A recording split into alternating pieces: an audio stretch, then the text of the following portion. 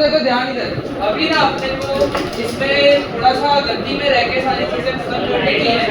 नहीं नहीं अभी आएंगे गर्मी लग रही है। कौन आएगा? शादी और एक तो कोई और देखो अब इसमें जैसे ये कुछ हमारे क्वेश्चन दिए हुए कि why do we sweat a lot in the summer, अगर गर्मी बाहर जाता है तो क्यों पसीना आ रहा है, तो हमारी बॉडी का मैकेनिज्म जैसे कि अभी लोग की प्रॉब्लम हो गई है जहां पे पढ़ाना है तो 2 दिन हमने पढ़ा है, क्योंकि तेरे को 3 बार पढ़ेगा तो भी याद नहीं होगा, मुझे 6 बार पढ़ा था अब याद हो गया। तो कहने का मतलब क्या है कि हमारी बॉडी जो है वो एक स्पेसिफिक टेंपरेचर में ही रह सकती है ना। हम लोग जो है वार्म ब्लडेड है, हम लोग जो है पर्टिकुलर टेंपरेचर में ही रह सकते हैं, कोई भी टेंपरेचर में हमारी बॉडी सस्टेन नहीं होती। तो अगर बाहर गर्मी ज़्यादा है तो हमारी बॉडी में कुछ ऐसे मैकेनिज्म है जो हमारे बॉडी के अंदर का टेंपरेचर जो है बढ़ने देंगे नहीं। तो बाहर गर्मी ज़्यादा होगी तो हम लोग क्या करने लगते हैं, स्वेटिंग करने लगते हैं, अगर ठंडी लग रही है तो शिवरिंग करने लग जाते हैं। तो ये सारी चीज़ें जो है, ये सारी चीज़ें क्यों हो रही है, ये सारी चीज़ों की क्या रिस्पॉन्सिबिलिटी है, homeostasis.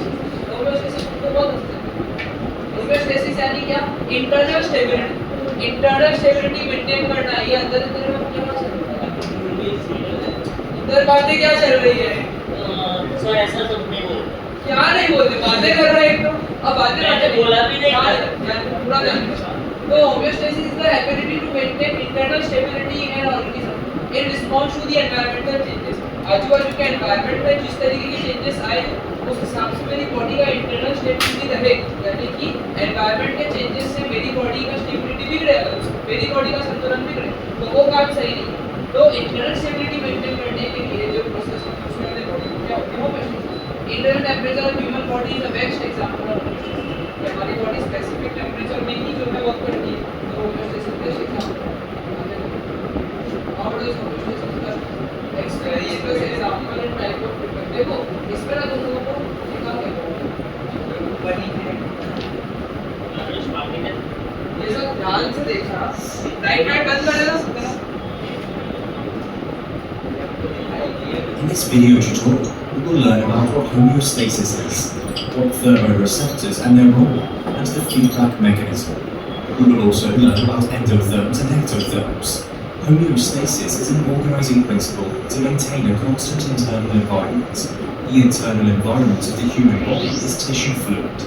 As nutrients and gases enter and leave cells and cause temperature, pressure, and gaseous concentration in the tissue fluid to fluctuate, it becomes necessary to maintain the equilibrium for the functioning of cells.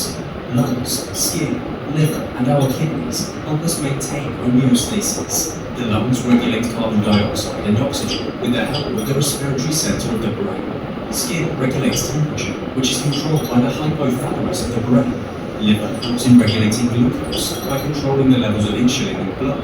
Kidney regulates urine and excess mineral salts by the excretion of urine and water by antidiuretic hormone. Role of the brain. Thermoreceptors are sensory receptors that are sensitive to changes in temperature. The skin has such receptors so that it can sense hot and cold temperatures. Thermoreceptors are connected to the temperature control center in the brain called the hypothalamus. So what happens when we feel hot? When we feel hot, there is a rise in temperature of thermoreceptors which stimulates the hypothalamus and the neurons are activated. This increases the production of sweat, relaxation of hair erector muscles, dilation of blood capillaries, and decreasing of metabolic reaction. As a result, the body temperature decreases. This cooling of the body in this case is called negative feedback. What happens when we feel cold? When we feel cold, fall in temperature of thermoreceptor stimulates hypothalamus and the neurons are again activated. Due to this reaction, shivering occurs. Hair erector muscles contract, raising the hair. Blood capillaries constrict and metabolic reaction increases. As a result, this negative feedback causes the overall body temperature to increase. There are different ways in which organisms maintain their body temperature. These organisms can be classified into homeotherms or endotherms, and poikilotherms or ectotherms. Homeotherms or endotherms possess the ability to generate their own body heat. The only endothermic classes of organisms are mammals and aves. This trait brings us to the fact that many mammal and bird species have been able to colonize some of the coldest parts of the earth. We are all homeotherms. For kinotherms or ectotherms, which cannot generate and regulate their own heat, depend mostly on external heat sources such as sunlight.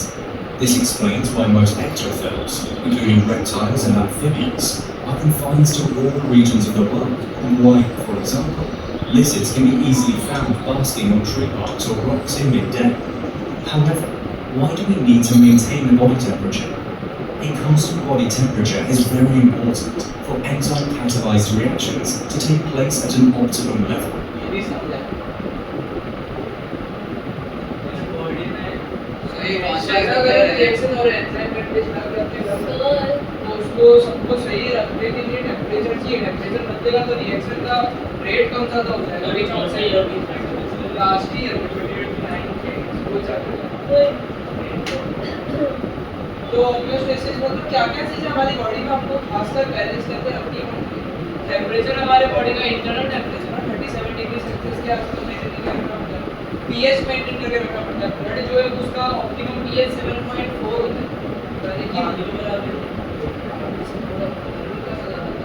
PH maintain करके रखना पड़ता है water level in blood and surrounding density वगैरह blood की कम होगी water level ज़्यादा होने के कारण तो भी दिक्कत आती है और शुगर लेवल और CO2 लेवल इस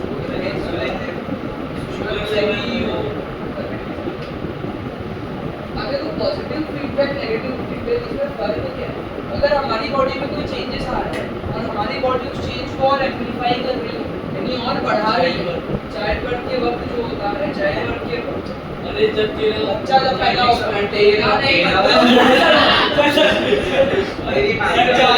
चाइल्ड बर्थ में क्या होता है नॉर्मल मैं बोलूं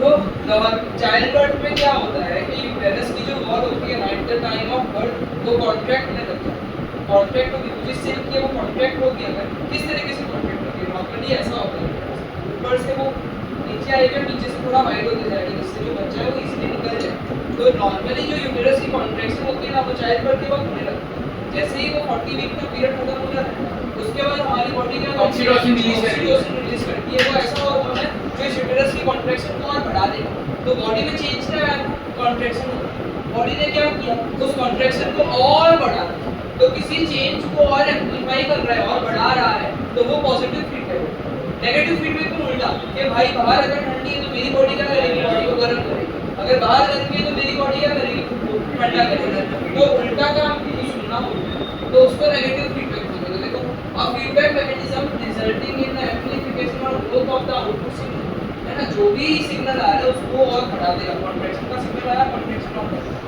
जबकि नेगेटिव फीडबैक लूप में क्या दिया मैंने और feedback mechanism resulting in the inhibition और स्लोइंग डाउन ऑफ कई बार ठंडी ज़्यादा है बॉडी का टेम्परेचर भी कम हो रहा है उसको और उल्टा काम कर रहा है कि अब बॉडी टेम्परेचर बढ़ा तो दैट इज नेगेटिव उसके बाद पॉजिटिव फीडबैक में देखो break down the homeostasis of the system यानी जो मेरा स्टेबिलिटी है उसको एक बार के लिए तोड़ा जाता है मेरी बॉडी में नॉर्मली तो कॉन्ट्रैक्शन तो मेरी बॉडी में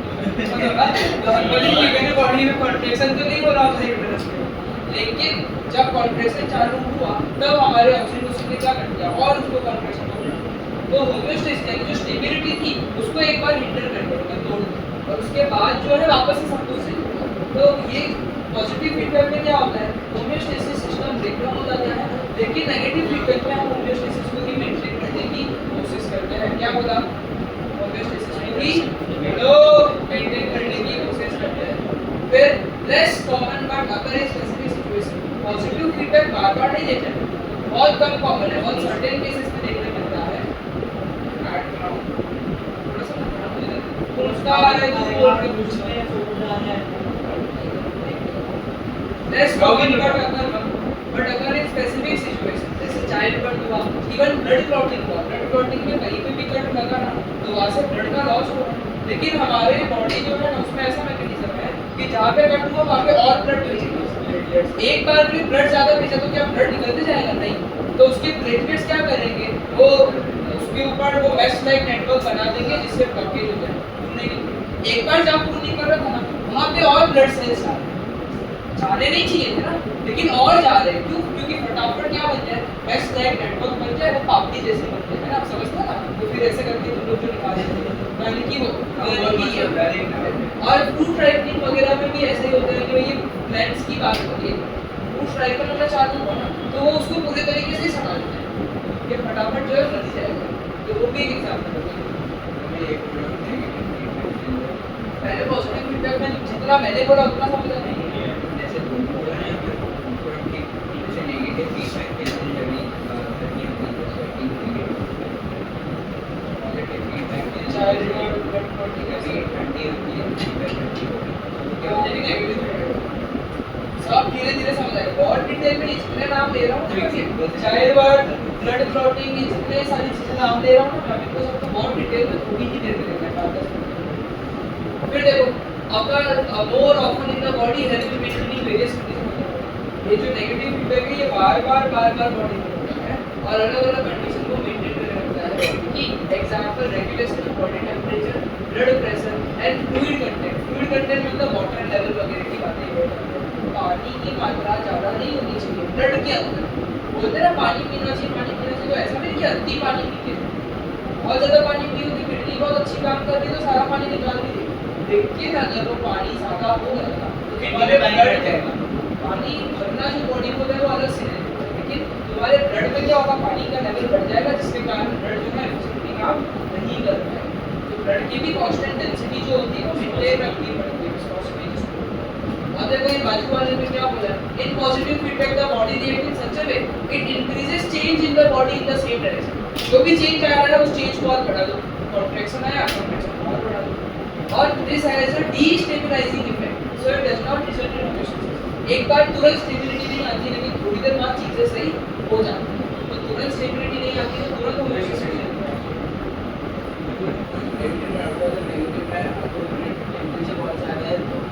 बॉडी कम करेगी, वो बॉडी कम करेगी और बैलेंस रखेगी। इसमें पॉजिटिव में कॉन्ट्रैक्शन वाले एग्जांपल, कॉन्ट्रैक्शन हो रहा है चाइल्ड बट के वक्त फीमेल यूटेराइन में, तो वो कॉन्ट्रैक्शन को बॉडी क्या करेगी और बढ़ा देगी, जिससे चाइल्ड बर्थ। स्पेसिफिक सिचुएशन में ही पॉजिटिव फीडबैक देखा जाता है, नेगेटिव फीडबैक नॉर्मली बहुत से जगह, ठीक है। बिकॉज दिस टेंड टू देखो negative feedback, in negative feedback the body respond in such a way as to reverse the direction of change. Because this tend to keep things constant, it allow us to maintain. समझे कि नहीं समझे भाई? Hello, ये temperature वाली बातें समझो। Body temperature कम हो गया, मतलब अगर बॉडी का टेम्परेचर कम हो रहा है, ठंडी बाहर बढ़ रही है, तो सबसे पहले हम सिवरिंग करना स्टार्ट करें। सिवरिंग करने से क्या होगा, मसल्स के बीच में फ्रिक्शन क्रिएट होगा, फ्रिक्शन क्रिएट होगा तो क्या होगा, ग्रेवी बनेगी। और देखो दूसरे तरीके से कैसे लोग काम करते हैं, ब्लड वेसल को अचीव करते हैं। ब्लड वेसल जो होता है ना, वैसो कंस्ट्रिक्शन देखा जाता है। क्या बोलते हैं वो, वैसो कंस्ट्रिक्शन, मतलब ब्लड वेसल जो होती है ना वो कंस्ट्रिक्ट हो जाती है, उनका डायमीटर जो होता है कम होता है। उससे क्या होता है, ब्लड वेसल जैसे कंस्ट्रिक्ट होगी तो ब्लड का फ्लो तो उतना ही है, हार्ट जो है वो तो उतने ही प्रेशर से उतनी ही तेजी से ब्लड को फेंक रहा है ना। तो वैसो कंस्ट्रिक्शन में क्या होता है कि जिस तेजी से वो फेंक रहा है हार्ट ब्लड को, उसी तेजी से फेंकेगा, लेकिन छोटा रास्ता होने के कारण हीट जनरेट, फ्रिक्शन का इफेक्ट, तो हीट जनरेट होगी और धीरे धीरे बॉडी का इंटरनल टेम्परेचर क्या होने लग जाएगा, बढ़ने लगता है। तो देखो सबसे पहला ब्लड वेसल कंस्ट्रिक्ट कर देते हैं।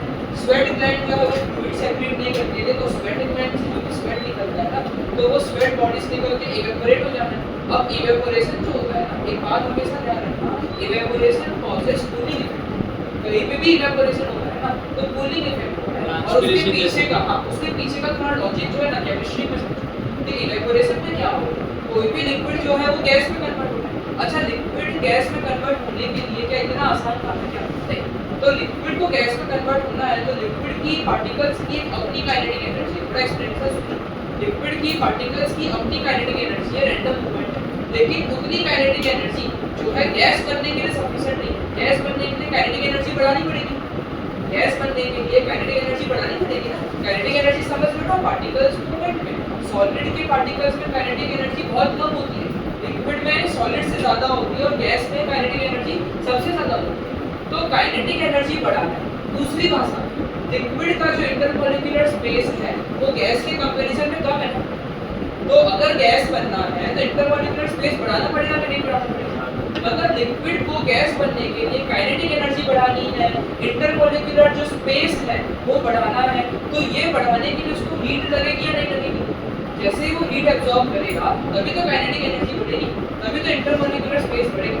तो इवेपोरेशन के वक्त जब लिक्विड गैस में कन्वर्ट होने वाला होता है ना, तो वो लिक्विड क्या करता है, अपने सराउंडिंग की सारी हीट एब्जॉर्ब करता है। वो लिक्विड क्या करेगा, N2SO की बात अभी नहीं करता, पर वो लिक्विड क्या करेगा, अपने सराउंडिंग की सारी हीट क्या कर लेगा, एब्जॉर्ब कर लेगा। आजू बाजू की सारी हीट एब्जॉर्ब करने से उस लिक्विड के पार्टिकल्स की काइनेटिक एनर्जी बढ़ जाएगी, उसका इंटरमॉलिक्यूलर स्पेस बढ़ जाएगा। काइनेटिक एनर्जी बढ़ते बढ़ते, इंटरमॉलिक्यूलर स्पेस बढ़ते बढ़ते वो किस में कन्वर्ट हो जाएगा, गैस में कन्वर्ट। इवेपोरेशन भी इस तरीके से गैस में तो कन्वर्ट होते वक्त उसने तो आजू बाजू की सारी हीट एब्जॉर्ब कर ली ना, तो आजू बाजू की सारी हीट चली गई तो टेम्परेचर कम होगा कि नहीं होगा, टेम्परेचर कम होगा कि नहीं होगा। इसका मतलब इवेपोरेशन हुआ तो कूलिंग इफेक्ट है। क्या देखते बिना भाई, कूलिंग इफेक्ट। समझे मेरी बात को, ये पूरा इंटरकनेक्टेड है कुछ भी नहीं, सिंपल सी चीजें ऑलमोस्ट तो पता भी हो, लेकिन इवेपोरेशन में उससे काइनेटिक एनर्जी आई, उससे पानी निकला, पानी इवेपोरेट होकर पसीना आ गया। अभी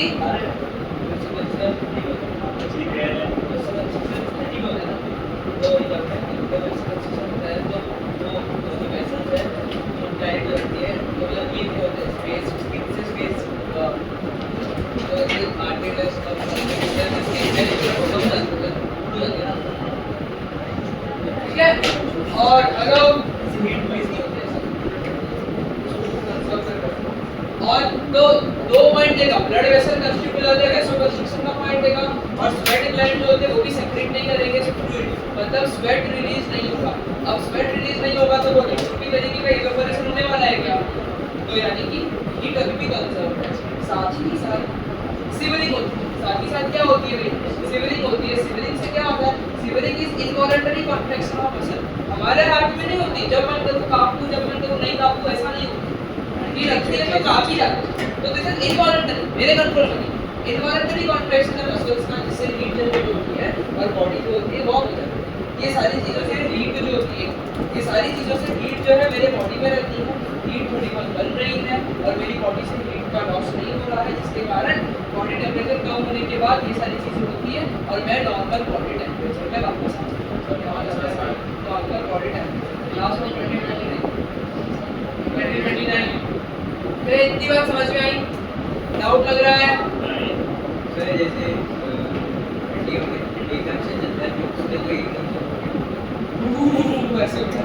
वो एक बार में थोड़ा सा रजाई गर्म होती है ना, तो एकदम से चेंज इन टेम्परेचर बॉडी के लिए झेल नहीं पाती, तो एक बार वाइब्रेशन दे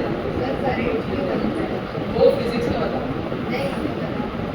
बताया कि इलेक्ट्रोस्टैटिक फोर्स के बारे में करंट एक्यूमुलेट हो जाता है, करंट एक्यूमुलेट हो जाता है, कई जगह पे कंडक्टर नहीं बॉडी टेम्परेचर अगर बॉडी टेम्परेचर बढ़ गया मतलब बाहर धूप जाता है, सानवी धूप का है बाहर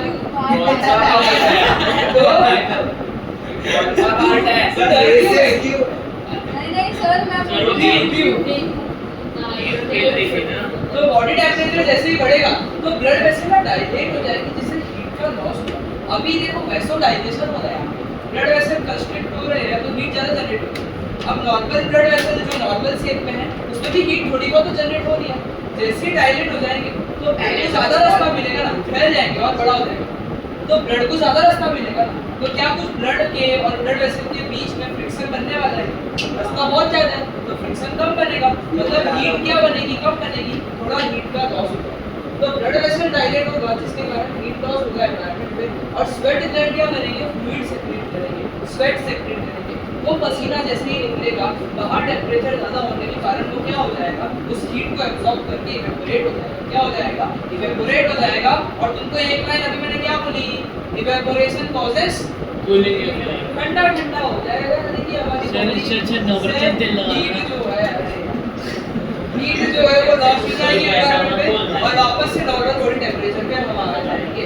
ये बातों को और डिटेल में खींचने का कारण ये है, बातें इंपॉर्टेंट समझे कि नहीं समझे ये सारी बातें। तो ये बोल रहा हूँ कि स्वेट आता है तो हार्डर तो है हमारी बॉडी के अंदर बॉडी है उसका स्किन का टेम्परेचर मेरे बारे में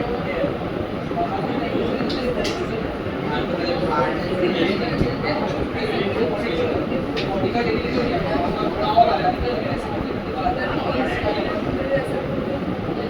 देखो अब ये जो है ना, हेलो चारवीं इंसान की बात है, क्वेश्चन है बोल चारवीं से क्यों पूछ रही है? टॉपर नहीं है वो, बोल तो वो खुद से पूछे नहीं, वो भी तो नहीं होगा, मेरे से पूछो। बॉडी टेम्परेचर कितना बॉडी टेम्प बाहर ठंडी होगी तो बॉडी टेम्परेचर कम हो जाएगा ना। बाहर ठंडी है तो बॉडी का टेम्परेचर भी कम हो जाएगा, बाहर पे निर्भर करता है। बाहर ठंडी है तो बॉडी टेम्परेचर कम, बाहर गर्मी है तो बॉडी टेम्परेचर ज्यादा। ब्लड क्लॉटिंग, हेलो जरूरी बात है भाई। ब्लड वेसल की इंजरी हो गई अगर, तो ब्लड का लॉस होने लग जाएगा। ब्लड वेसल की इंजरी होने के कारण क्या होगा? ब्लड का लॉस होने लग जाएगा। वैसोकंस्ट्रिक्शन देखने मिलता है, वैसोकंस्ट्रिक्शन ये होगा अगर, तो उसके साथ ब्लड का फ्लो ऑटोमेटिकली बढ़ जाएगा। ब्लड का फ्लो बढ़ाने के लिए उस जगह पे पर्टिकुलर कुछ रीजन का, जहाँ पे जैसे यहाँ पे चोट लगी ना, तो इस पूरे रीजन को हम वैसोकंस्ट्रिक्ट करवा देते हैं, मतलब इस रीजन का ब्लड वेसल पूरा कंस्ट्रिक्ट करवा देते हैं, उससे ब्लड का फ्लो ज्यादा जल्दी बढ़ जाएगा। उसके लिए थोड़ा सा और फिजिक्स लगाना पड़ेगा। प्रेशर, तुमको प्रेशर थोड़ा जान कर दोगे तो बता पाऊंगा मैं। प्रेशर का बना पड़ेगा। एक पतला पाइप और एक मोटा पाइप, ज्यादा प्रेशर से पानी किसमें से निकलेगा? पतले पाइप में से निकलेगा। तो मतलब कि मुझे ब्लड का फ्लो बढ़ाना है अगर, ध्यान दे रहे हो क्या? ध्यान दे रहे हो क्या? मुझे ब्लड का फ्लो बढ़ाना है अगर, तो मेरे को क्या करना पड़ता है? उस रीजन का वैसोकंस्ट्रिक्शन करना पड़ता है। तो जब भी मैं वैसोकंस्ट्रिक्शन बोल रहा हूँ तो तुम क्या समझ रहे हो? वहाँ का ब्लड वेसल क्या हो रहा है? कंस्ट्रिक्ट। तो ब्लड का फ्लो बढ़ेगा, ब्लड का फ्लो बढ़ेगा, साथ ही साथ प्लेटलेट्स भी ज्यादा जाएंगे। वो जो प्लेटलेट्स है ना, वो प्लेटलेट प्लग बनाएंगे, मतलब वो मैश लाइक नेटवर्क बना देंगे, और इसके वजह से क्या होगा? कोएगुलेशन होगा। धीरे धीरे करके 3 से 6 मिनट के अंदर ब्लड क्लॉटिंग हो जाएगी, मतलब क्या की पब्लिक हो जाएगी, ब्लड का लॉस हो जाएगा। देखो बोल रहे हो? हाँ, मेरे को चेक पॉइंट है। हाँ, क्या इम्पोर्टेंट है? फिर इसके लिए बात उसके पहले जो कि आपने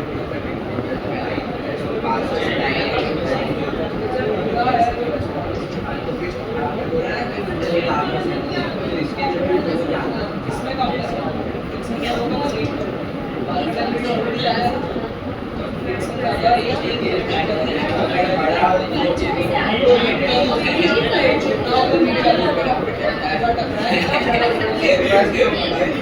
भाई हंसी मजाक के लिए तो नहीं बोला गया, तो मत करो।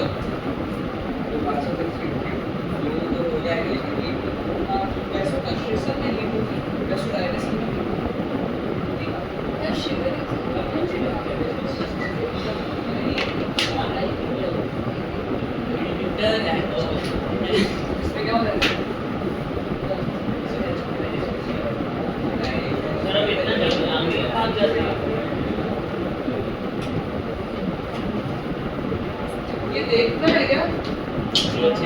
अरे एक तो केस और आएगा सर, इसलिए नहीं जा रहा है ऊपर जाके। Control of homeostasis. There are many different feedback control loops in the body, and these homeostatic control systems can be based on positive or negative feedback.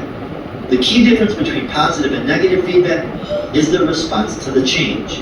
Negative feedback control loops are the more common of the two, and they respond to a change by helping the body maintain a stable homeostatic condition. An example of this is when the body temperature starts to change. When it's cold out and body temperature decreases below the set point range, which is a normal range that the body tries to stay within, the negative feedback loop will cause the body to shiver, producing heat, and ultimately body temperature will return to within the set point range. The negative feedback loop will do the same if body temperature increases, like during exercise. The negative feedback loop will cause the body to sweat, which will reduce body temperature to within the set point range. Positive feedback control loops do not help the body maintain a stable homeostatic condition. Positive feedback control loops amplify the change that is happening to the body. So let's say that someone has a bacterial infection. The immune system signals the brain to increase the body's temperature set point, causing a person to have a fever. This can be a natural normal reaction. However, in some instances, it could create a harmful positive feedback loop where metabolic rate is elevated and the body is producing heat faster than it can get rid of. So a person may be shivering and sweating at the same time. And if body temperature increases above 108 degrees Fahrenheit or 42 degrees Celsius, it could be extremely dangerous and even fatal. In a couple of instances, positive feedback control loops can be beneficial to the body. Let's say someone gets a cut in a blood vessel wall. A positive feedback control loop begins, and platelets, which are floating around in circulating blood, recognize the damaged area and begin to stick together to slow the loss of blood and patch up the tear in the wall. They also release chemicals that attract more platelets to the area to help stop the blood loss. Eventually, a blood clot is formed, the loss of blood is kept to a minimum, and the positive feedback loop ends. And that be the positive and negative feedback and control systems for homeostasis. शार्मी 4 लंबे video नहीं है FPS आ जाए तो उसके response light तेरे phone में battery वो भी तेरा 3 घंटे चलेगा, वो भी 3 घंटे चलेगा। नहीं देना फोन का चलेगा वो अच्छी है।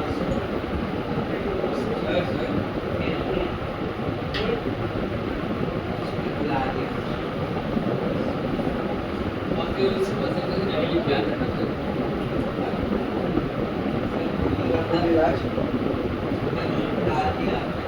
डालो इसको डालो साथ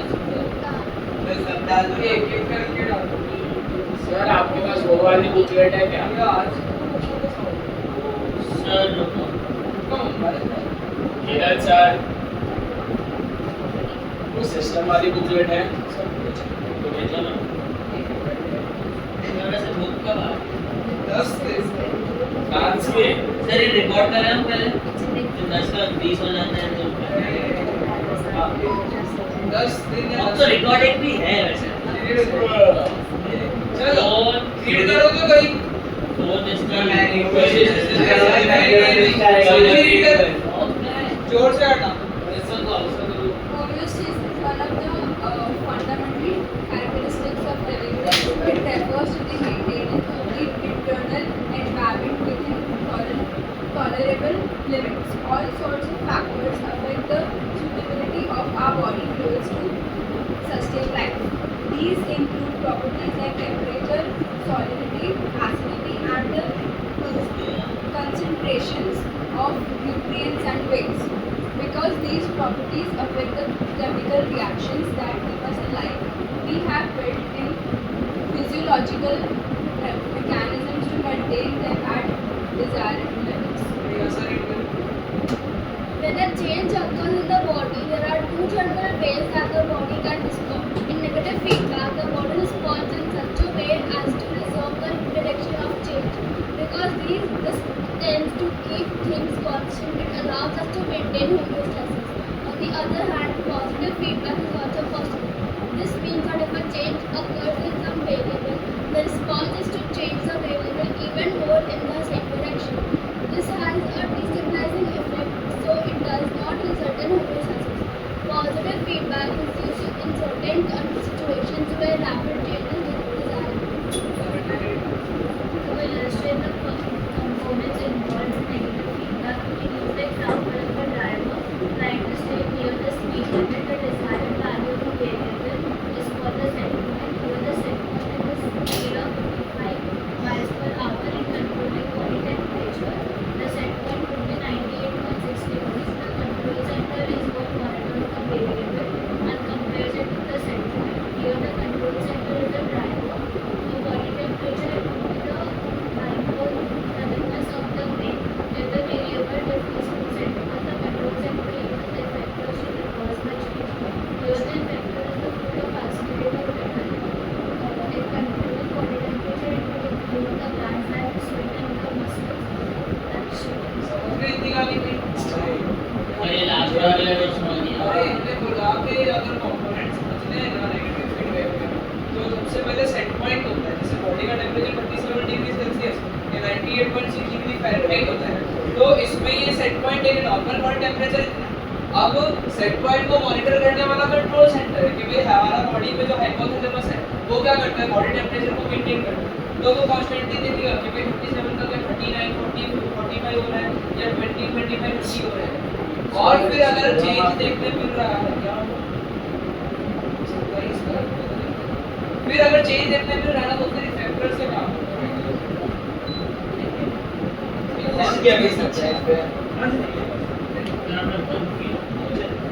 सिर्फ बंद चालू का बटन काम करे टेम्परेचर नहीं क्या एक तो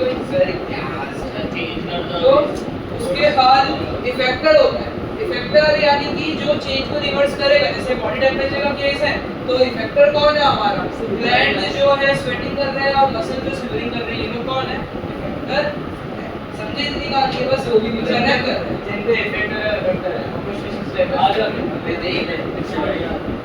चलो डिफाइन होमोस्टेसिस पार्ट अगर इनको Homeostasis refers to the maintenance of the internal and outward positive. It is one of the fundamental characteristics of the body. there is some factor that homeostasis regulate in your body Factors that homeostasis regulates in your body include properties like temperature, salinity, acidity, and concentrations of nutrients and waste. ठीक है ये सब समझ आ रहा है ना इसको क्या एक्सप्लेन अभी करना है इसको मैंने पीडीएफ बहुत अच्छी फिर define negative feedback explain how this led to consider homeostasis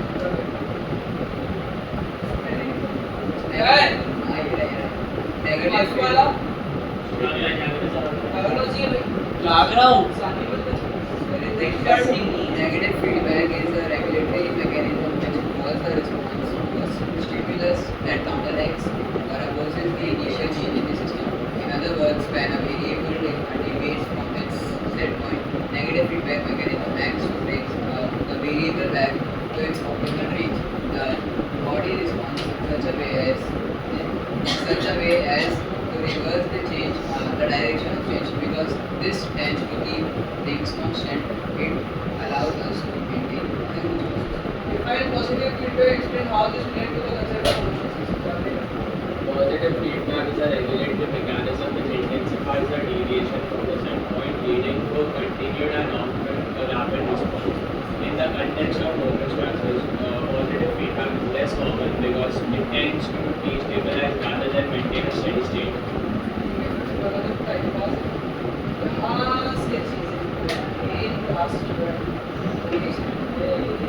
इसके रीजंस जो है ना देखो बहुत डिटेल बहुत अच्छे से समझ करेगा state why we sweat a lot in the sun and also explain how sweating is the हम स्वेटिंग कर रहे हैं कब कर रहे हैं जब बाहर का टेंपरेचर जाता है क्यों कर रहे हैं कि बाहर का टेंपरेचर कम हो आप सॉरी बॉडी का टेंपरेचर कम हो जाए तो यानी नेगेटिव फीडबैक हुआ नहीं हुआ टेंपरेचर बढ़ रहा था हमने क्या कर दिया रिवर्स कर दिया तो नेगेटिव फीडबैक कारण क्या है when exposed to high temperature the body's internal temperature start to rise sweating is a mechanism that help dissipate heat को हटा देगा भाई हमारे बॉडी से क्या करेगा हटा देगा the moisture of the skin surface evaporate जो भी स्वेट के कारण मॉइस्चरनेस आ रही है वो इवेपोरेट हो जाती है जिसके कारण बॉडी से भी हीट एब्जॉर्ब कर लेगा आजू बाजू की भी थोड़ी हीट एब्जॉर्ब कर लेगा और हमारा पूरा सराउंडिंग और हम लोग क्या हो जाएंगे थोड़े कूल डाउन हो जाएंगे the primary purpose of sweating is to cool down the body and prevent overheating evaporation हुआ हो जाएगा दूसरा बहुत जरूरी है जो अभी तक हमने इतना अच्छे से नहीं समझा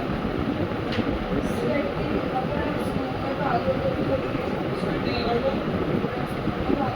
स्नो में भागने को वो स्वेटिंग से ज़्यादा आजू बाजू का ठंडा टेम्परेचर के कारण मतलब कंडेंसेशन होती है मेरी बॉडी में जो है ना लिक्विड बनता है अब वहाँ पे स्वेटिंग होना is not the correct term आजू बाजू का टेम्परेचर इतना ठंडा है कि वो ठंडी गैसें जो होती है ना वो लोग लिक्विड बन जाती है कोल्ड स्वेट कैसे करते हैं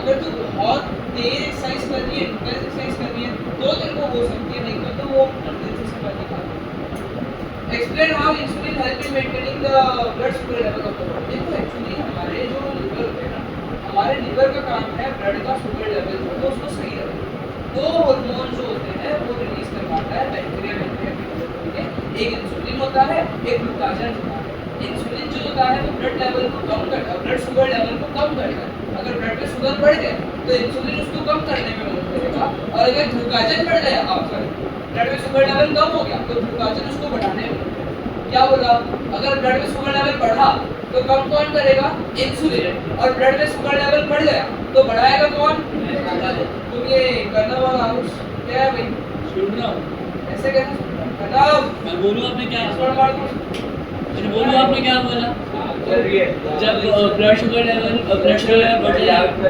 ए तू क्या इसका ब्राइटनेस एक लाइट चालू करेगा ना एक लाइट जाने का वो बटन दबाओ तो लाइट का ऊपर बहुत जल्दी उठ गए सही शाइनिंग हो रहा है ए इधर वाला बंद करो ये वाला बंद कर जाने का तू सामने अरे यहाँ पे अरे थोड़ा बीच में रखना बस explain how insulin help in maintaining the sugar level सबसे पहले तो नेगेटिव फीडबैक है जब बढ़े तो कम करेंगे जब कम होए तो बढ़ेंगे तो है नेगेटिव फीडबैक रिवर्स होगा when blood sugar level rises option जैसे आपने अभी खाना वाना खाने के बाद चॉकलेट वगैरह खाने के बाद जब हमारा इसलिए बोलते हैं मत खा रहे हो मर जाओगे लीवर जिंदा है अभी तो जब शुगर लेवल बढ़ जाता है जैसे आफ्टर मील पैंक्रिया जो होते हैं ना वो इंसुलिन रिलीज करते हैं बेसिकली पैंक्रिया ने इंसुलिन रिलीज किया ये इंसुलिन पता है ये सिग्नल करेगी लीवर को कि आप क्या करो ब्लड से शुगर उठाओ ट्यूशन के लिए कोई और ही काम सर एंटेक मोड इसका टाइम क्या दिखा रहे हो अच्छा सर एंटेक मोड पे सर छोटी को सर इसको तो आगे बच्चे हुआ ना चलो सुनो तो जैसे ही पैंक्रिया पैंक्रिया जैसे ही इंसुलिन रिलीज करेगा ना इंसुलिन जो होता है ना वो सिग्नल देता है insulin give signal to the cell of liver muscle and adipose tissue ये लोगों को सिग्नल करता है ये लोगों को बोलता है कि भाई तुम ब्लड से क्या करो शुगर उठा लो ब्लड से क्या करो भाई शुगर उठा लो तो ये लोग क्या करते हैं to increase their uptake of glucose from the blood ये लोग क्या करेंगे उसको ग्लूकोज को उठा लेंगे और इंसुलिन जो होता है ना वो ज्यादा ग्लूकोज को ग्लाइकोजन में कन्वर्ट करता है a storage form of glucose in the liver and muscle cell मेरी बात को ध्यान से समझो हमारी बॉडी में एक्सेस चीजें जो होती है जो भी अपने अगर एक्सेस में कुछ कंज्यूम कर लिया है ना तो it is stored as glycogen is an internal energy reserve for the body glycogen क्या है इंटरनल एनर्जी रिजर्व है अगर कुछ भी खाना पीने की चीजें ज्यादा हो गई या फिर हमारी बॉडी की रिक्वायरमेंट से ज्यादा कोई न्यूट्रिएंट है ज्यादा शुगर या कोई और खाने की चीज आ गई तो वो ग्लाइकोजन के फॉर्म में स्टोर होती है किस फॉर्म में स्टोर होती है ग्लाइकोजन के फॉर्म में प्लांट्स में स्टार्च के फॉर्म में स्टोर होती है और हमारी बॉडी में ग्लाइकोजन के फॉर्म में स्टोर होती है तो हमारा ये जो इंसुलिन है ना यही क्या करवाता है ये प्रमोट करवाता है ग्लूकोज को ग्लाइकोजन में कन्वर्ट करवाने के मतलब जो भी एक्सेस ग्लूकोज है उसको किस में कन्वर्ट करवा देगा ग्लाइकोजन में कन्वर्ट करवा देगा जो कि स्टोरेज फॉर्म ऑफ ग्लूकोज है और ये ग्लूकाजन जो है वो अलग से हार्मोन है और ग्लाइकोजन जो है वो फॉर्म है जिसमें ग्लूकोज स्टोर हो रहा है तो ग्लाइकोजन और ग्लूकाजन में कंफ्यूज तो मतलब अगर हमारा कम होता है शुगर लेवल तो बढ़ाएगा ग्लूकाजन ऐसा पर अभी बढ़ेवे की ये लोग बात कर रहे हैं अभी तक तो यानी कि लिवर सेल और मसल सेल में ग्लूकोज जो है वो बहुत ज्यादा स्टोर हो जाता है this process is known as glycogenesis क्या बोलते हैं ग्लाइकोजेनेसिस जेनेसिस का मतलब बनना ग्लाइको मतलब ग्लाइकोजन तो ग्लाइकोजन के बनने की प्रोसेस को क्या बोलते हैं ग्लाइकोजेनेसिस बोलते हैं तो glycogen serves as a reservoir that can be broken down into glucose when blood sugar level decrease अब देखो ये मेरे पे ग्लाइकोजन है ना अब अगर मेरे बॉडी में ब्लड शुगर लेवल डिक्रीज हो गया ना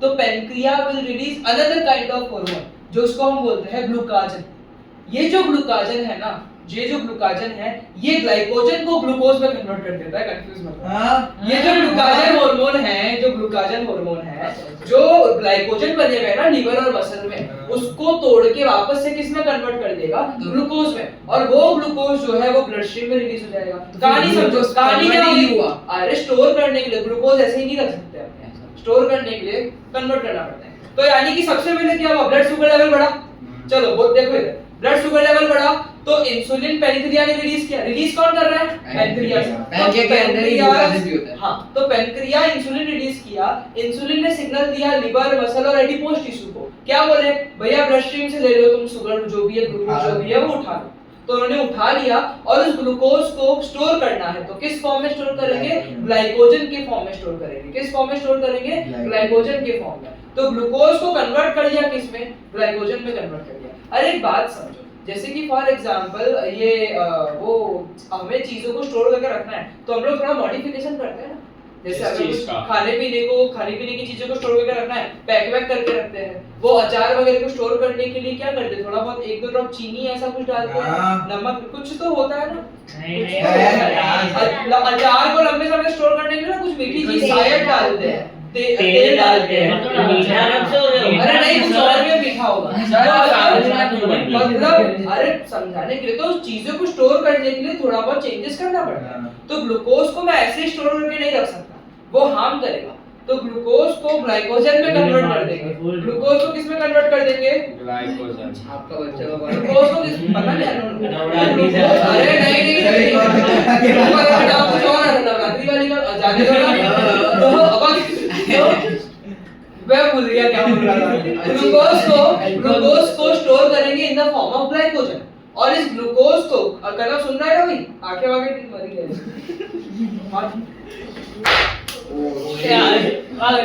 ग्लूकोज को जो है ग्लाइकोजन में कन्वर्ट करने के लिए जो प्रोसेस होती है, उस प्रोसेस का नाम क्या होता है? ग्लाइकोजेनेसिस। क्या होता है? ग्लाइकोजेनेसिस नाम सर ग्लूकोज है, शुगर है, उस शुगर को स्टोर करने के लिए हम ग्लाइकोजन में कन्वर्ट करते हैं। सर जब वो कम होता है शुगर, अभी तो बढ़े हुए ही हुआ है।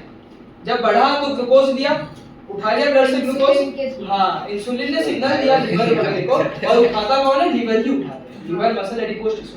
इन लोगों ने ब्लड से शुगर लेवल को ले लिया और अब उसको स्टोर करना है। तो ग्लूकोज ऐसे ही स्टोर नहीं हो सकता, उसको किस में कन्वर्ट करेंगे? ग्लाइकोजन में। मतलब ग्लूकोज किस फॉर्म में बॉडी में स्टोर रहता है? ग्लाइकोजन के फॉर्म में बॉडी में स्टोर रहता है। और ग्लूकोज को ग्लाइकोजन में कन्वर्ट करने की प्रोसेस को क्या बोलते हैं? तो ये इतनी कहानी खत्म हो गई। बड़े वे में ये कहानी समाप्त हो गई। अब अगर ब्लड का शुगर लेवल घट गया, अगर बॉडी में ब्लड का शुगर लेवल घट गया, देखो शुगर जो है बॉडी को जरूरत होता है इन अ लिमिटेड। जैसे कि ऐसा नहीं है कि शुगर हमारे बॉडी का 0 हो तो हम बहुत हेल्दी है, नहीं 80-120 के बीच में ऐसा कुछ होना चाहिए। तो लिमिटेड अमाउंट में बॉडी को शुगर का जरूरत होता है। अगर मैं फास्टिंग कर रहा हूँ, खाना वाना नहीं खा रहा हूँ, तो मेरे बॉडी में क्या होगा? शुगर लेवल कम हो जाएगा, और वो भी मेरे लिए अच्छा नहीं। खाऊंगा ही, ग्लूकोज आ कैसे रहा है बॉडी में? खाने के फॉर्म में आ रहा है। अगर मैं फास्टिंग वगैरह कर रहा हूँ तो फिर क्या होगा? मैं खाऊंगा ही नहीं, तो मेरे बॉडी में ग्लूकोज ही नहीं बनेगा। अरे बहुत सारा काम है, एनर्जी बनती है ग्लूकोज से। तो यानी कि अब जैसे कि for example blood sugar level कम हो गया, देखो ध्यान देना पड़ेगा वरना ये सब घूम जाएगा। तो अगर बॉडी में ब्लड शुगर लेवल कम हो गया ना, तो इंसुलिन की जगह इस बार पैंक्रिया क्या रिलीज करेगा? ग्लूकागन। ग्लूकागन एक हार्मोन है, तो ग्लूकागन रिलीज GLUCAGON। तो ग्लूकागन रिलीज करेगा, सब तो बोल रहा हूं यार। तो ग्लूकागन क्या करेगा? ये इन्हीं लीवर को, मसल को, एडिपोज टिश्यू को सिग्नल करेगा कि भैया आपके पास जो ग्लूकोज स्टोर्ड है ना, जो आपके पास ग्लूकोज स्टोर्ड है ना in the form of glycogen, उसको तोड़ो, अब वो ग्लूकोज ब्लड में भेजो, क्योंकि ब्लड में अब शुगर लेवल क्या हो गया है? कम हो गया। तो ग्लूकागन सिग्नल करता है लीवर को, मसल्स को कि भाई आपके पास जो ग्लाइकोजन है ना, जो आपने स्टोर करके रखा है ग्लूकोज को, अब वहां से ग्लूकोज निकालो और उस ग्लूकोज को कहां भेजो? ब्लड में भेजो, जिससे शुगर लेवल बढ़ जाए। तो उन्होंने वही बोला है कि as the last fourth line, as blood sugar level start to decrease the pancreas reduces insulin secretion. ये तो करना ही पड़ेगा, इंसुलिन अब तो रिलीज ही नहीं कर सकता ना, वरना तो जितना शुगर है वो भी उठ जाएगा। तो इंसुलिन का सेक्रेशन कम करके, इन्होंने ग्लूकागन का नाम नहीं लिया है लेकिन तुमको सिलेबस में जरूर है, तो इंसुलिन का सेक्रेशन कम करके ग्लूकागन सेक्रेट कर लेगा, और this negative feedback to prevent excessive lowering of blood sugar and help maintain a dynamic equilibrium. एक मेंटेन करके रखा है कांस्टेंट स्टेट जो है, एक इक्विलिब्रियम मेंटेन करके रखेगा। क्या ये इतनी बात समझ में आई? डाउट लग रहा है? इक्विलिब्रियम नहीं, इक्विलिब्रियम बैलेंस बना के रखेगा। जो ग्लूकोज है वो स्मॉलर कंपाउंड है और फिर वो स्मॉलर कंपाउंड साथ में मिलके ग्लाइकोजन बनता है। समझे? हेलो, क्लास वाला पार्ट नहीं समझा? कहां से नहीं समझा? ब्लड शुगर लेवल कम हुआ, अब इंसुलिन तो रिलीज ही नहीं करूंगा, अब ग्लूकागन रिलीज करके क्या करूंगा मैं? जो जब ब्लड शुगर लेवल बढ़ा था, तो जब ग्लाइकोजन बने थे, जो स्टोर करके रखा मैंने ग्लूकोज, वो ग्लूकोज को ब्लड में भेज दूंगा। लास्ट वाला तो और सिंपल है, जो स्टोर्ड ग्लूकोज है उसको ब्लड में डाल दो, ब्लड का शुगर लेवल जो कम हुआ है ना वो बढ़ जाएगा, खत्म हो गया। इतनी कहानी है, समझे कि नहीं समझे? क्लियर हुआ? एक से इंसुलिन बढ़ गया तो फिर ग्लाइकोजेनेसिस जो हम खाते हैं उससे जो ग्लूकोज स्टोर होता है हमारी बॉडी में वो रिलीज होकर खून में मिल जाएगा। हां, जब मिलेगा, क्योंकि ग्लूकोज लेवल कम हो गया है बॉडी में, तो उसको बढ़ाने के लिए तो उसको इंसुलिन बोलता है। ग्लूकोज लेवल कम हो जाता है, कम होता है तो उसमें हम लोग ग्लूकागन रिलीज करते हैं और इंसुलिन का सेक्रेशन कम कर देते हैं। चलो एक बार अब छा है रीड करो। हेलो। हाँ हाँ उसको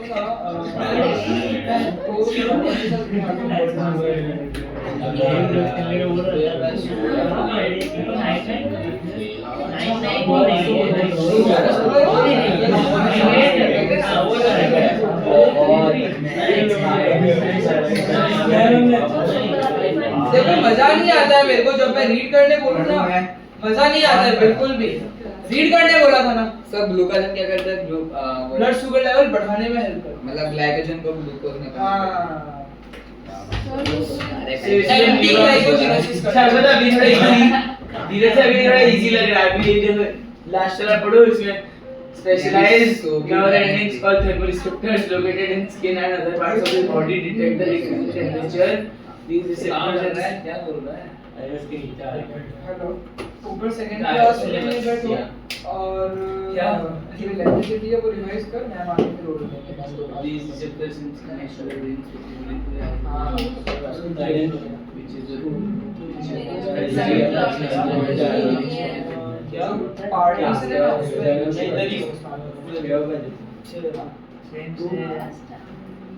हेलो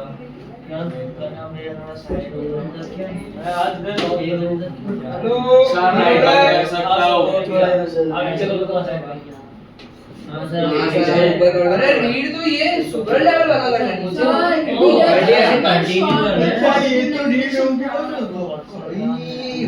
अबे पॉजिटिव मतलब एडिशन नाउ से एम्पलीफाई करें मतलब वो जैसे ब्लड क्लॉटिंग हो गया तेरे यहाँ पे से कुछ कट आया तो फिर कोई भी कट आया तो तेरी बॉडी यहाँ पे और खून भेजेगी ताकि प्लेटलेट्स और आए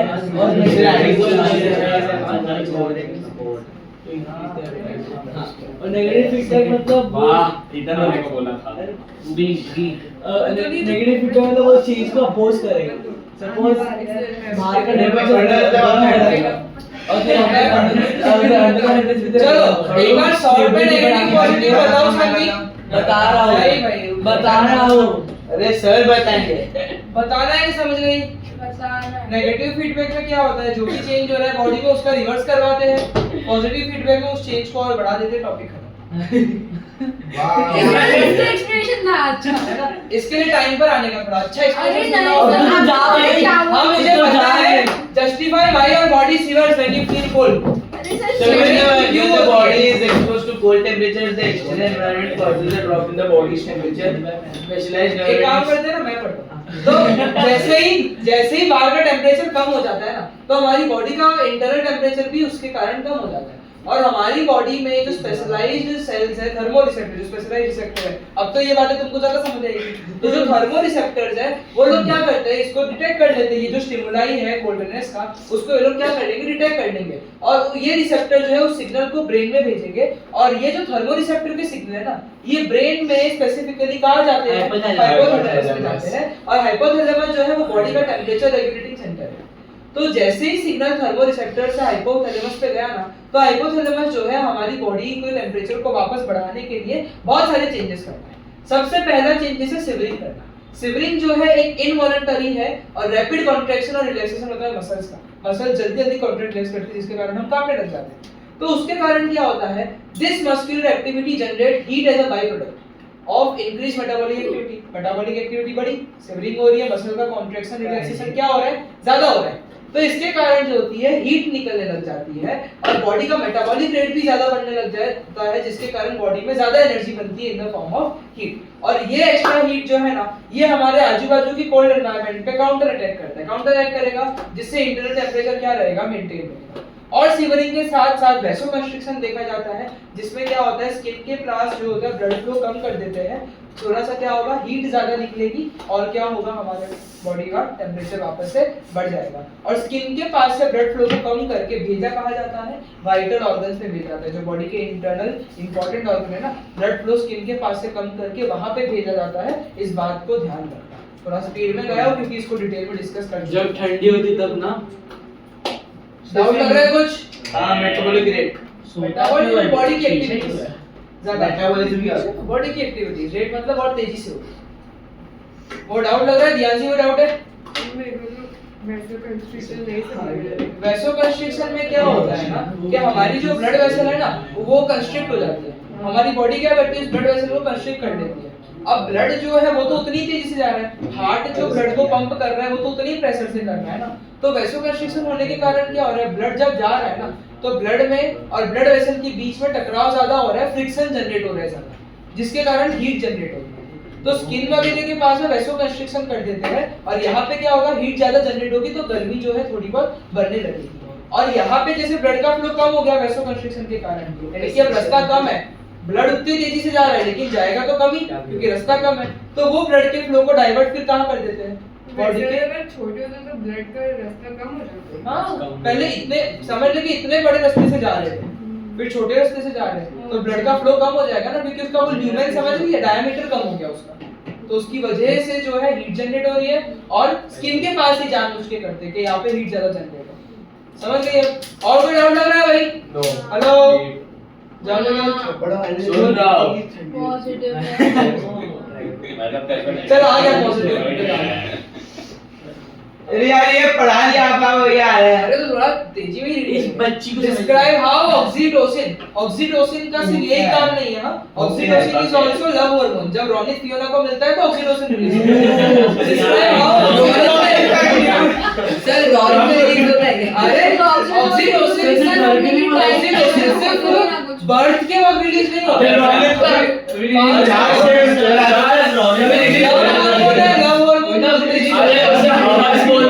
अरे नहीं, अपना एग्जांपल देते हैं इसके बाद। बड़ा पाओगे तो डिस्क्राइब हाउ बता क्या है और देखो और जानने का मन कर रहा है, बता दो और डिटेल में आ रहे हैं। Describe how oxytocin stimulates the muscle contraction that push the baby through the birth canal. यानी जो बच्चा, अरे हिंदी बोल रहा है, इंग्लिश बोल रहा है सर तब कौन से लव हार्मोन्स रिलीज हो रहे हैं? तो बच्चे प्रति प्यार। हाँ उससे 9 महीने पहले हो गए थे। अरे ठीक है ना, इतना ही तो आरोश, यही दिक्कत है, रिप्रोडक्शन कभी क्लास में नहीं पढ़ा। बच्चे इतने फ्रैंक हो जाते हैं, 9 महीने पहले हो गया था, उसको हार्मोन की हवस क्या बोल रहा है चुप क्या बोला हमने? चालू हो गया फटाफट, मैं कराऊंगा ही नहीं। इनका आंसर है, मैं तो नहीं है। चलो बोला बारिश में कोई दिवाली में आरोश फील करना क्या? इसका ऑक्सीटोसिन का भाई Oxytocin? पॉजिटिव फीडबैक है। सबसे पहले तो भाई शांति तो बच्चे समझ ले पॉजिटिव फीडबैक होता क्या है, चाइल्ड बर्थ के वक्त जो है ना हमारे यूटेरस की वॉल कॉन्ट्रैक्ट करती है, यूटेरस की वॉल कॉन्ट्रैक्ट करेगी तो बेबी हमारे पुश मत लगेगा। बोलो। अरे यार भला नहीं जब भी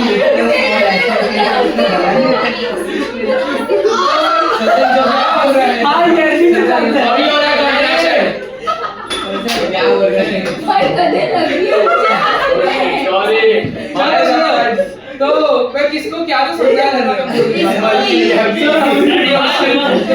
तो हेलो, फीमेल यूटेराइन में क्या होता है, जो बेबी होता है ना उसको पुश देना पड़ता है।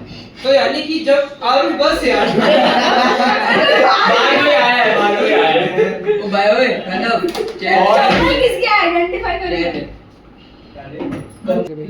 देखो तो हम क्या डिस्कस कर रहे हैं कि जब चाइल्ड बर्थ होने वाला होता है ना तो फीमेल यूटेराइन जो होती है वो कुछ इस शेप की है ना, तो चाइल्ड बर्थ के वक्त अब आरुष बस तू मेरे को बस देख क्या, तो देखो ये फीमेल यूटेराइन है, यहाँ से बर्थ के लाने बच्चे को यहाँ से निकालना है।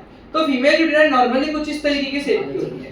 जब ऑक्सीटोसिन रिलीज होता है फीमेल यूटेराइन जो होती है कॉन्ट्रैक्ट करने लग जाती है, यानी ऊपर से जो है वो धीरे धीरे करके अंदर आएगी और नीचे से वाइड होती जाएगी, जिससे क्या होगा चाइल्ड बर्थ इजीली हो पाएगा, बच्चा अच्छे से वो सर से आता है ना। तो यानी कि ऑक्सीटोसिन निकलता है, पॉजिटिव फीडबैक सर्विस वाले ये बच्चा निकल जाएगा।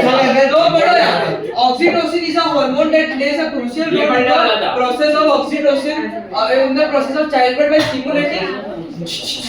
Bye stimulating uterine contraction. यानी कि ऑक्सीटोसिन क्या करवा रहा है, वो स्टिमुलेट कर रहा है यूटेराइन कॉन्ट्रैक्शन को, मतलब और प्रमोट कर रहा है और यूटेराइन कॉन्ट्रैक्शन जो है वो बढ़ा रहा है। क्या ऑक्सीटोसिन का तो अरे वो मैंने तुमको बस जानकारी के लिए बताया, मुझे क्या पता था 10 मिनट में हंसता रहेगा।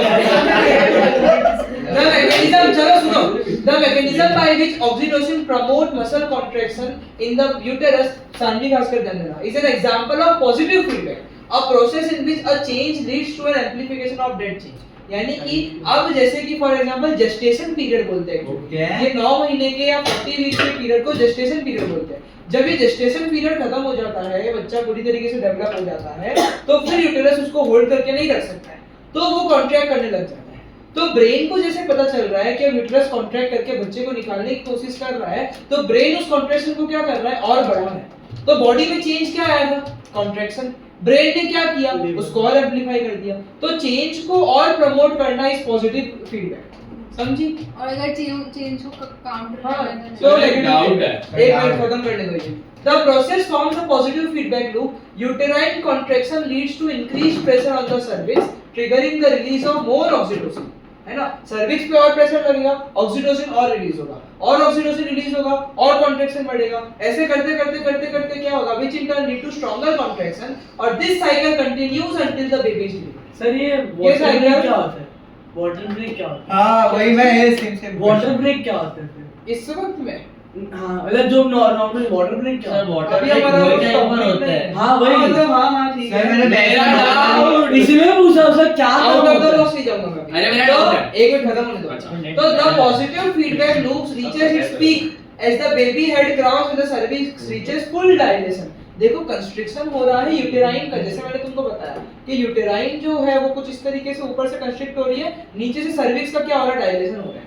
सर्विक्स का जो है डायमीटर बढ़ जाता है। तो जैसे ही सर्विक्स का फुल डायलेशन हो जाता है ना, तो क्या होगा, तो stronger uterine contraction driven by oxytocin help propel the baby through the birth canal for delivery. अच्छा, रिलीज हो जाएगा।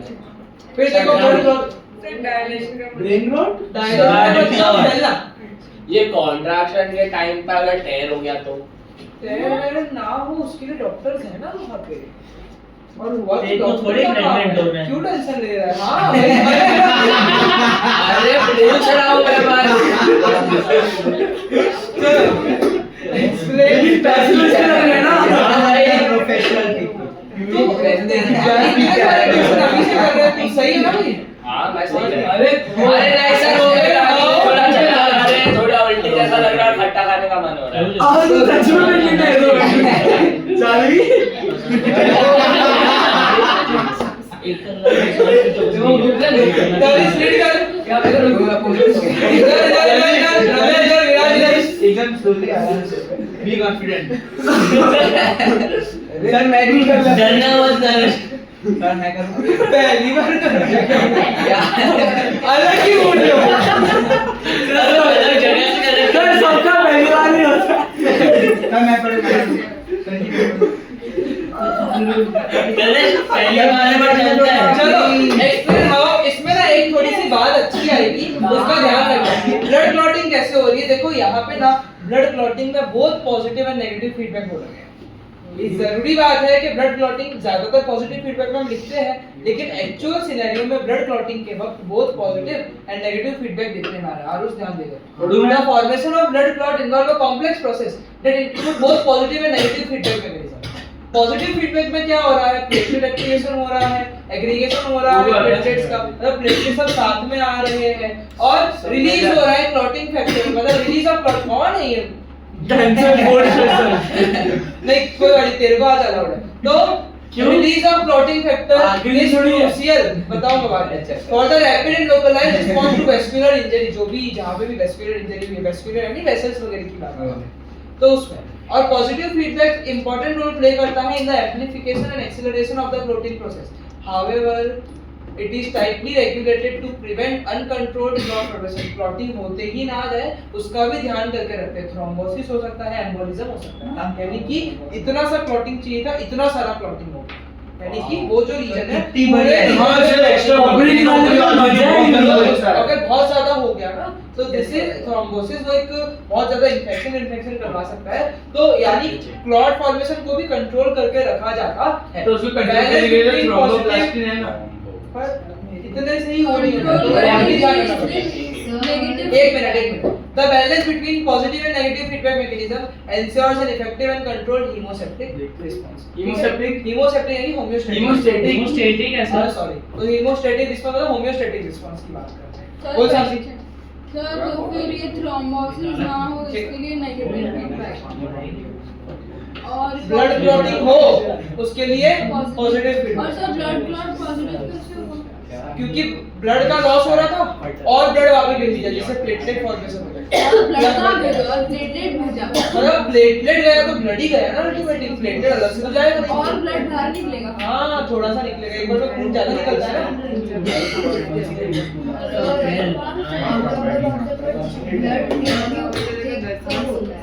Blood motor cholesterol cholesterol blood ठीक हो जाता है. कोलेस्ट्रॉल बीमारी है तो इसीलिए छोले भटूरे जो है 2 बॉडी में ज्यादा नहीं खाते. चलो रोटी ना खा ले. मैं आज ही छोले भटूरे खा के इसलिए बोल रहा हूँ. बोले रात के नहीं नहीं यार आगम में कोई था आगे मार्केट ये डिसअपॉइंट पीस है.